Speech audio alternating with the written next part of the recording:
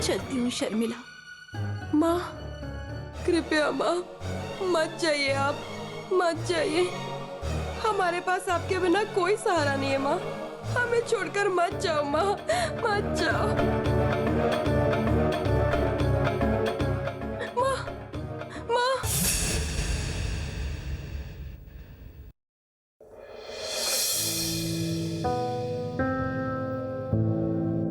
अगर आप मुझे छोड़कर चली गई तो मुझे खाना कौन खिलाएगा छोटी माँ? मुत्तू, छोटी माँ, आप जहां रहेंगे मैं भी वहीं रहूंगा। मुझे छोड़कर जाने का मन आपको कैसे हुआ छोटी माँ? आगे से कभी मत कहना कि आप घर छोड़कर जाएंगे।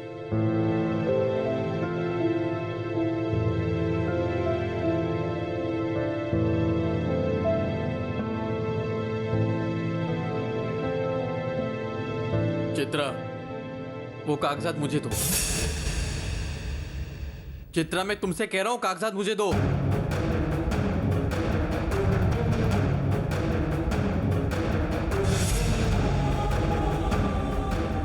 आप कहाँ जा रहे हो? मेरी बात तो सुनिए मुत्तू जी।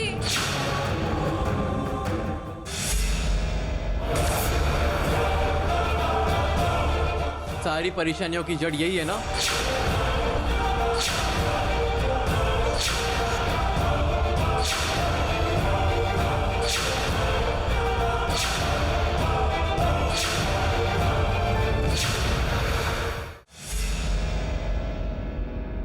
इस घर, संपत्ति और प्रतिष्ठा से आप मेरे लिए जरूरी है। इस घर में सब कुछ गलत हो रहा है और उसका सिर्फ एक ही सबूत था और वो भी आपने जला दिया। आपको अभी भी मेरी बात पर विश्वास नहीं हो रहा है ना? अब मैं बताती हूँ। मैं हमारे होने वाले बच्चे की कसम खाकर कहती हूँ, आपकी छोटी माँ अच्छी नहीं है। बच्चे की कसम खाकर कहोगी तो तुम्हें क्या लगता है वो बात को मैं सच मान लूंगा? सिर्फ तुम ही नहीं, इस घर में जो भी छोटी माँ के खिलाफ बोलेगा या उनके बारे में बदले की भावना रखेगा, उसके लिए इस घर में कोई जगह नहीं है। वहां दरवाजा खुला है, जिससे जाना है वो जा सकता है।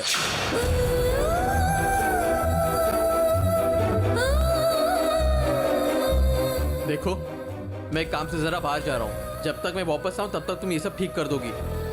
अगर तुमने ये सब ठीक नहीं किया तो मुझे कभी जिंदा नहीं देख पाओगी। सुनिए, अब तुम खुद ही फैसला करो कि तुम्हें इस घर में रहना है या नहीं। समझ गई ना? मुत्तू जी, मेरी बात तो सुनिए। मुत्तू जी,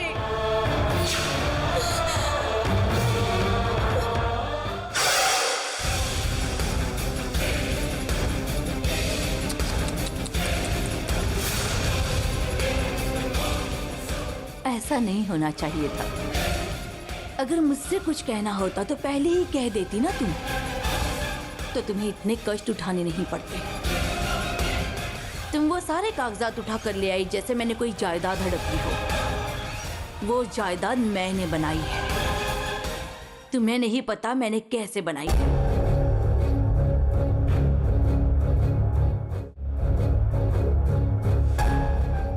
25 सालों से मैंने उसे अपने प्यार के जाल में फंसा रखा है। तुम कुछ नहीं कर सकती। अगर कुछ हासिल करने गई, फिर से 100 पत्र लेकर आकर कोशिश करके देख लेना। फिर भी इस नीलांबरी का कुछ नहीं कर पाओगी। अभी अभी तुमने महसूस किया ना, तूफान के खिलाफ जाने पर आंखों में धूल ही जाती है, वो दूर तक फैल जाती है। तुम्हारे साथ भी वही होगा।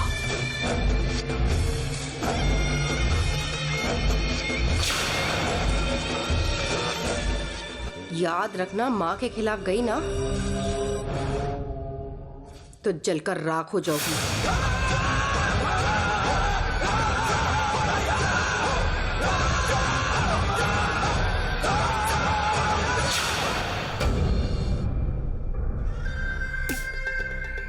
जब चित्रा अचानक मेरे खिलाफ हो गई तो मुझे पूरी तरह से चौकन्ना रहना पड़ा।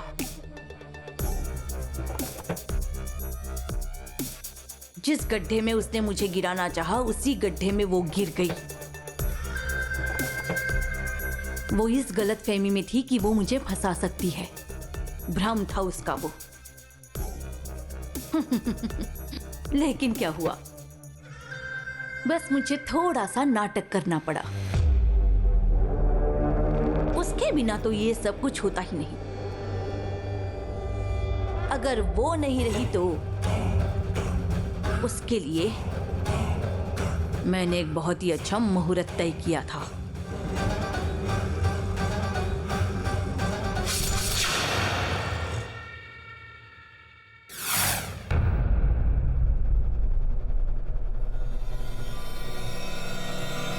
भाभी, भाभी,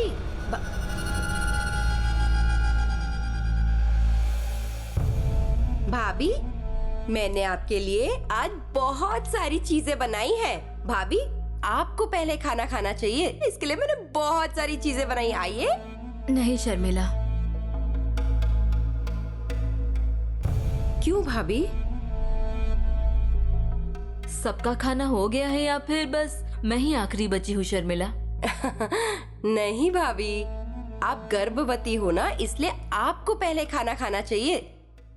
लेकिन ऐसे कैसे मैं पहले खाना खाऊं? तुम मुझे सारा खाना परोस कर खत्म कर दोगी क्या? बस इतना ही पूछा।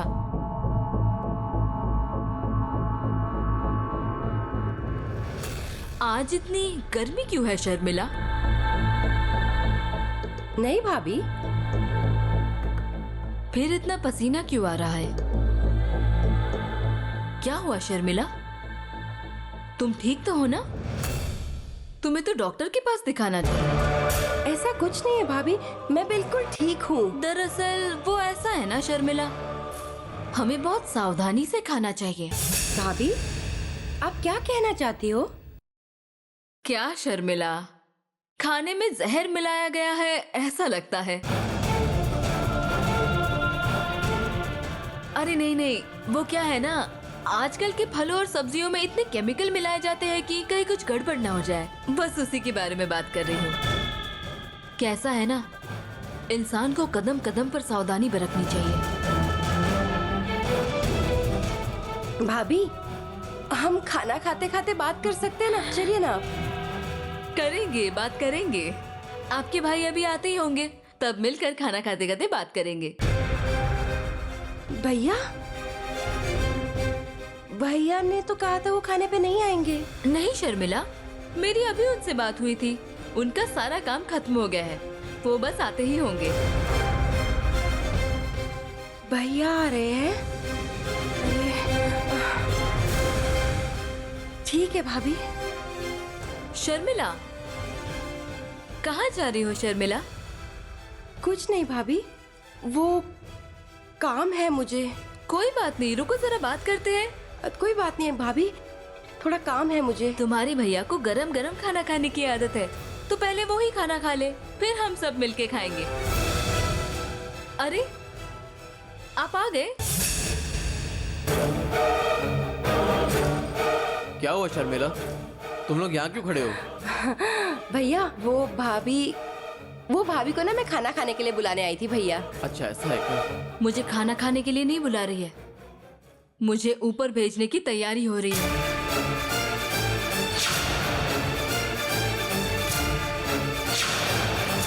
और ये सब कौन कर रहा है आपको पता है? आपकी छोटी माँ।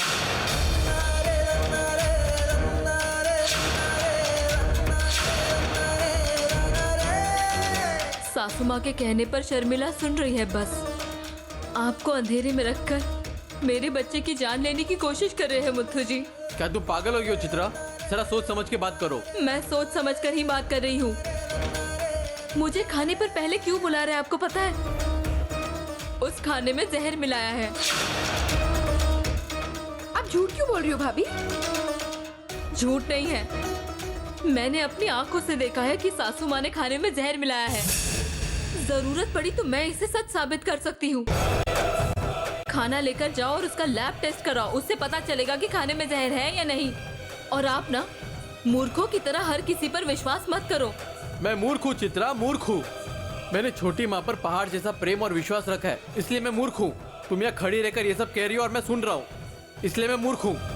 मैंने तुम्हें कितनी बार कहा है कि बार बार छोटी माँ के बारे में बात मत करो। अब मैं और चुप नहीं रह सकता। तुमने कहा था कि खाने में जहर मिलाया हुआ है, अब वो खाना मैं ही खाऊंगा। मेरी छोटी माँ निर्दोष है, वो मैं साबित करूंगा। इतने दिनों से मैंने जो छोटी माँ पर विश्वास रखा है वो कितना सच है मैं दिखाऊंगा। शर्मिला, मुत्थू जी मेरी बात सुनिए। अरे अरे अरे, अगर भैया ने खाना खा लिया और वो मर गए, मुझे जेल हो जाएगी। क्या माँ मुझे हमेशा फंसा देती है। अब मैं क्या करूँ? आप खाना मत खाइए मुत्थू जी। सुनिए, आप मेरी बात मान लीजिए। इस खाने में जहर मिलाया है, मेरी कसम। अगर हर बात पे कसम खाओगी तो कसम की कोई कीमत नहीं रहेगी। तुम पर और तुम्हारी बातों पर मुझे कोई यकीन नहीं है। क्या बोलना चाहिए और क्या नहीं बोलना चाहिए तुम पहले अच्छे से समझ लो। शर्मिला, वहाँ खड़े होकर क्या कर रही हो? जल्दी आकर खाना परोसो। हाँ हाँ, आई भैया।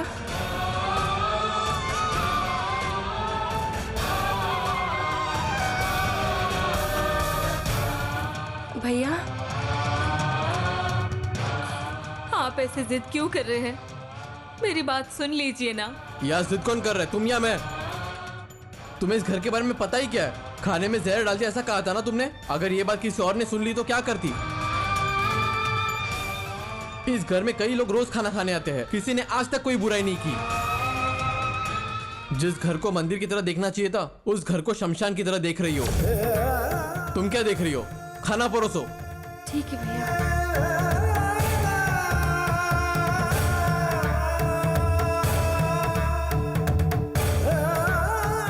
रुक जाओ मुत्थू।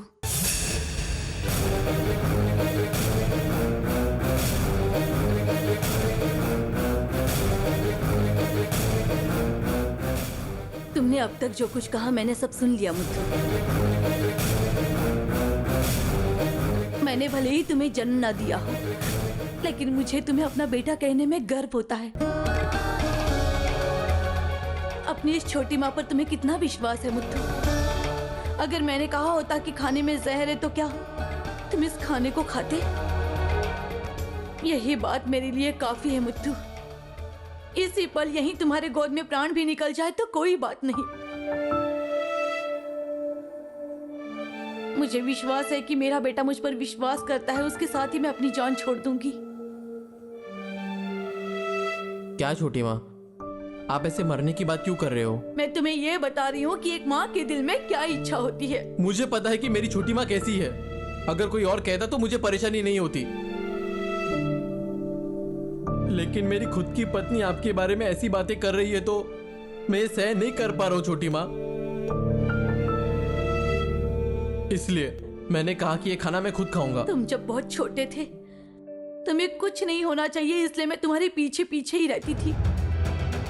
अब तुम बड़े हो गए हो बेटा, तो क्या अब मैं अपना कर्तव्य निभाना छोड़ दूं मुत्थू?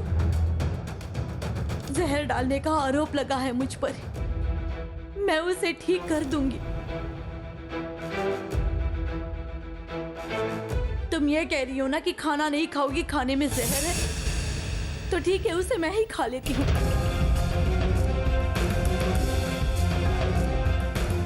विश्वास मांगकर हासिल नहीं किया जाता, उसे अर्जित करना पड़ता है। अपनी पत्नी से कहो कि मुझे खाना परोसे। चित्रा के मन के शक को दूर करने के लिए आप क्यों खाना खा रहे हो छोटी माँ? तुमने कितनी बार मेरे लिए अपना प्यार जताया है बेटा, क्या मुझे एक मौका भी नहीं दोगे? अगर किसी और ने इस खाने में जहर मिलाया हो और उसे मैंने खा लिया तो चिंता मत करना। छोटी माँ, ये आप क्या बात कर रहे हो? तुमने कहा ना कि मैंने इस खाने में जहर मिलाया है, तो ठीक है, इससे पहले मैं ही खाऊंगी। खाना परोसो। छोटी माँ, ये सब क्या है छोटी माँ? चित्रा, मुझे खाना परोसो बेटी। आप खुद ही खाने में जहर डालती हैं, फिर खुद ही खाना खाने बैठ जाती हैं। इतनी हिम्मत आप में कहाँ से आती है माँ जी? तुम मेरी हिम्मत के बारे में पूछ रही हो ना?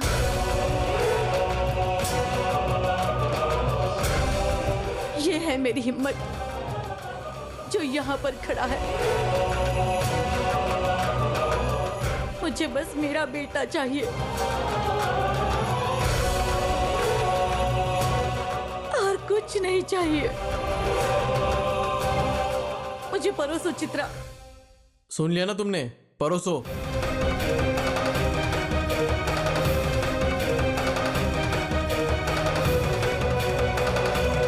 चित्रा, तुम्हें मुझे खाने में परोसने में मुश्किल हो रही है ना? ठीक है, मैं ही ले लेती हूँ।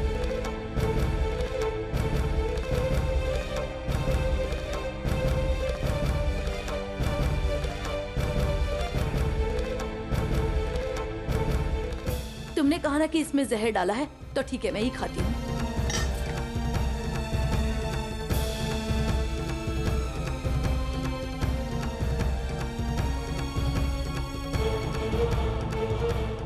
मैंने इसमें जहर मिलाया था ना, तो अब देखो मैं ही खाती हूँ।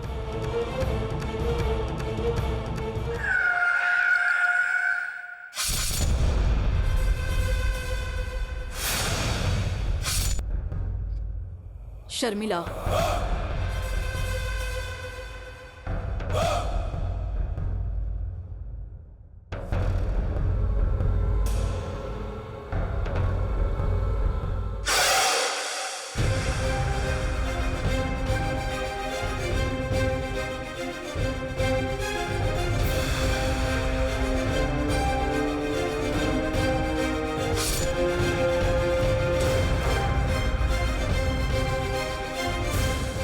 तुम पेट से हो ना बेटी? तुम्हें अच्छा खाना खाना चाहिए, इसलिए मैंने खुद खाना बनाया था। लेकिन तुमने ये सब क्या किया? इसे मैं ही खा रही हूँ। मैं नहीं जानती थी कि तुम मेरे बनाए खाने पर शक कर सकती हो चित्रा। देखो, मैंने भी वही खाना खाया है।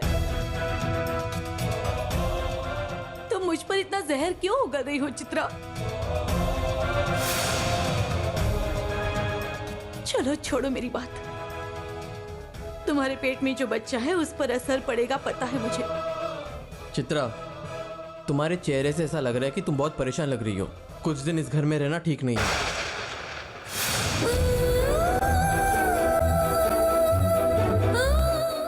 तुम अपने घर चली जाओ। तुम्हें जो कुछ भी चाहिए वो मैं लेकर आ जाऊंगा। तुम्हारी वजह से सबको खुद को साबित करना पड़ रहा है। पहले इस घर में कितनी शांति थी, अब सब कुछ नरक नरक बन चुका है। हर पल तुम्हारी बातों के कारण मुझे चोट लगती आ रही है। मैं तुम्हें कैसे समझाऊं, मुझे समझ में नहीं आ रहा। एक काम करो, तुम कुछ दिन अपने घर चली जाओ, तुम्हारा मन बदल जाएगा। उसे उसकी माँ के घर भेज देने से क्या हमारी जिंदगी बदल जाएगी मुझे? जरा सोच समझ कर निर्णय लो। बेचारी को घर छोड़ने के लिए कह रहे हो। चित्रा, तुम इसकी बातें अपने दिल से मत लगाना। तुम बैठो बेटी, मैं खाना परोस देती हूँ। तुम गर्भवती हो, तुम्हें अच्छे से खाना खाना चाहिए ना। तुम्हें लगता है कि मैंने इसमें जहर मिलाया होगा? मैंने खा लिया, फिर भी तुम्हारा शक दूर नहीं हुआ क्या? तुम बैठकर खाना खा लो। मैं सिर्फ एक बार ही नहीं, हर बार मैं पहले खाना खाऊंगी और फिर तुम्हें खाना दूंगी। क्योंकि प्यार और विश्वास से ही ये घर चलता है बेटी। तुम्हें ये विश्वास होना चाहिए कि जमींदारों के घर में खाने में जहर नहीं मिलाया जाता, तभी तुम यहाँ जी पाओगी। मुत्थु अगर तुम्हें गुस्से में घर छोड़कर जाने के लिए कहे तो तुम जाना मत। तुम्हारे बिना मैं नहीं जी सकती हूँ चित्रा। तुम्हारे पेट में हमारे वंश का वारिस पल रहा है। मैं उसे भला जहर देकर कैसे मार सकती हूँ? ये बात सुनकर मुझे बहुत दुख हुआ। इस तरह मुझे प्रताड़ित करके मारने की बजाय एक ही बार जहर देकर मार दो चित्रा।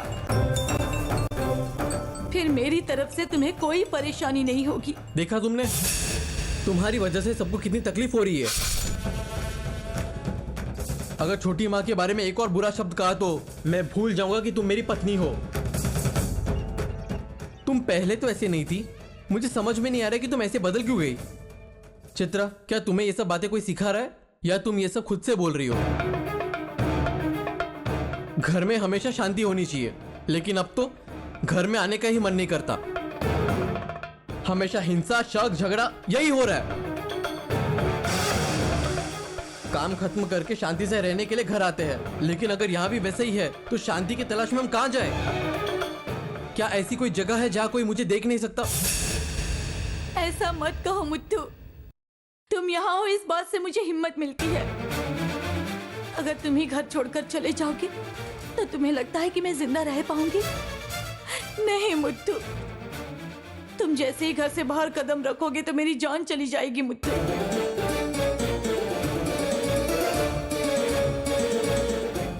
देखा, तुमने देखा चित्रा, एक माँ अपने बेटे के लिए कितनी बेचैन है।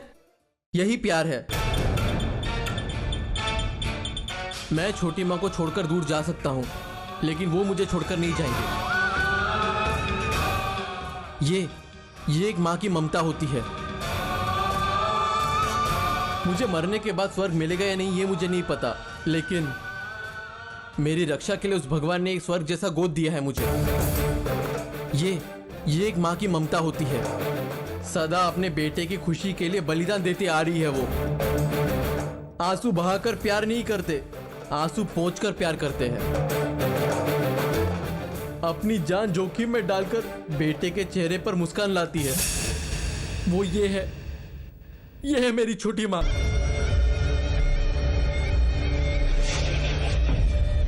तुम मेरे भगवान जैसी छोटी माँ पर शक कर रही हो चित्रा? तुम्हें इस जन्म में कभी समझ में नहीं आएगा। एक मिनट रुक जाइए, मेरी बात तो सुनिए।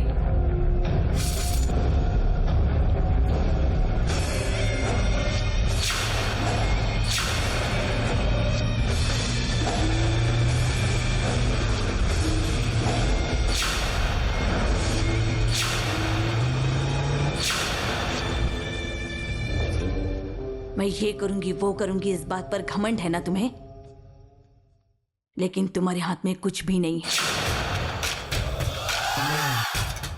ये एक छोटी सी बात है, आगे आगे तुम्हें बहुत बड़ी बड़ी बातें समझ में आएंगी। और अगर अर्थ नहीं समझ में आया तो ये नीलांबरी तुम्हें समझाएगी। मेरे तरकश में बहुत सारे तीर हैं चित्रा। हर एक तीर के वार में तुम नरक का अनुभव करोगी, समझी? इन सब को सहन करने की ताकत तुम्हारे पास है क्या? एक बार सोच लो। अब से तुम जो भी कहोगी ना उसे कोई नहीं मानेगा। तुम्हारी बातें उसे झूठ ही लगेंगी चित्रा।